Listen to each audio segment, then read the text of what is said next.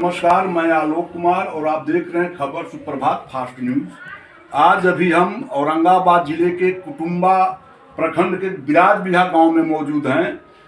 बता दूं, हम अपने चैनल के माध्यम से लगातार 1 मार्च से बिराज बिघा में आयोजित इस यज्ञ का प्रसारण मैं दिखा रहा था और आज समापन का दिन है। पूर्णाहुति हो चुका है। पूर्णाहुति के बाद इस यज्ञ के प्रवक्ता प्रवचनकर्ता स्वामी चक्रपाणी जी महाराज के पास मैं मौजूद हूं। तो आइए हम चलते हैं चक्रपाणी जी महाराज के पास, क्या कुछ संदेश देना चाहते हैं। बाबा, आप लगातार 1 मार्च से बिराज बिघा में आप प्रवचन कर रहे हैं।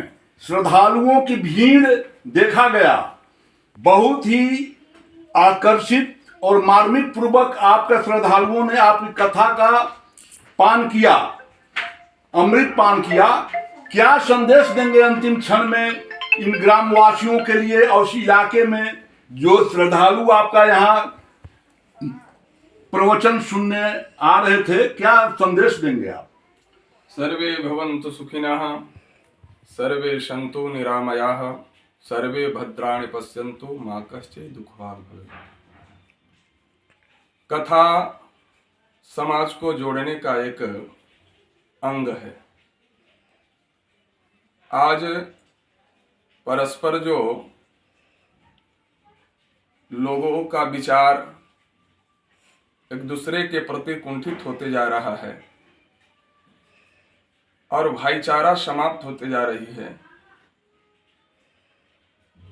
इसीलिए यज्ञ और कथा हमारी सनातन परंपरा में अंग माना गया है कि साल में कम से कम एक बार बड़ा आयोजन करो, जाकि सबको लाभ मिले और सबको मार्ग प्रशस्त हो। क्योंकि आज का खान पान भी दूषित है, तो खान पान दूषित होने के कारण क्या करना चाहिए क्या नहीं करना चाहिए, कर्तव्य बोध बोलते हैं, उसको लोग भूल जा रहे हैं और मार्ग भटक जा रहे हैं। इसलिए मैं सबको मंगल कामना करता हूँ कि यज्ञ भगवान से प्रार्थना करता हूँ कि सबका मंगल हो और भगवान के प्रति निष्ठा, राष्ट्र के प्रति निष्ठा, संत के प्रति निष्ठा और भगवान की कथा के प्रति निष्ठा। कथा की इतनी महत्ता है कि पूज्यपाद ने हमारे सदगुरुदेव भगवान कहा करते थे कि कथा करते वक्त अगर भगवान साक्षात श्रीमन नारायण आकर के खड़े हो जाएं तो उस समय कहना चाहिए उनको कि आप खड़े रहिए प्रभु, आपकी पहले मैं कथा कह दूं, उसके बाद आपसे मैं बात करूंगा। यानी भगवान से श्रेष्ठ भगवान की कथा है। यानी कथा के माध्यम से ही आप भगवान को पा सकते हैं, भगवान से आप मिल सकते हैं। तो ये कथा जो है, यज्ञ जो है, यत्न व्याकरण में शब्द आया है यत्न धातु, जिसका अर्थ होता है देव पूजा संगति करण दान। और एक मैं अपना अर्थ करता हूँ, यज्ञ का अर्थ होता है टूटे हुए समाज को जोड़ देना। इसलिए मैं यही कहूंगा कि सब लोग जुड़े रहें और प्रेम परस्पर बना रहे। 1 मार्च को जब आपका पदार्पण बिराज बिघा में हुआ था तो आपने मीडिया के कैमरे में कहा था कि हिंदू राष्ट्र हो गया भारतवर्ष। तो क्या हिंदू राष्ट्र हो गया और देश भिन्न भिन्न भाषा जाति धर्म की देश है, तो क्या हिंदू राष्ट्र हो जाने के बाद देश में क्या स्वरूप होगा कानून व्यवस्था का, देश में संविधान की क्या स्थिति होगी? देखिए, आज 21वीं सदी में जो सनातन परंपरा का अलख संत महात्माओं ने जगाया है, तो हिंदू राष्ट्र की परिकल्पना जो हम किए थे और कर रहे थे, वो अब असर धीरे धीरे देखने को मिल रहा है।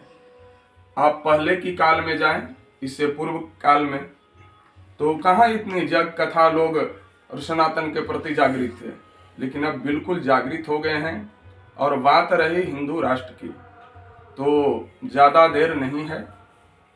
अब कुछ ही वर्षों में आपको देखने को मिलेगा और हम सबके देश के जो यशस्वी प्रधानमंत्री हैं उनसे सभी संतों ने बात किया है और जो प्रोटोकॉल उसका है, जो संविधान का लेख है, उसके तहत होगा और हिंदू राष्ट्र से सबों का कल्याण होगा।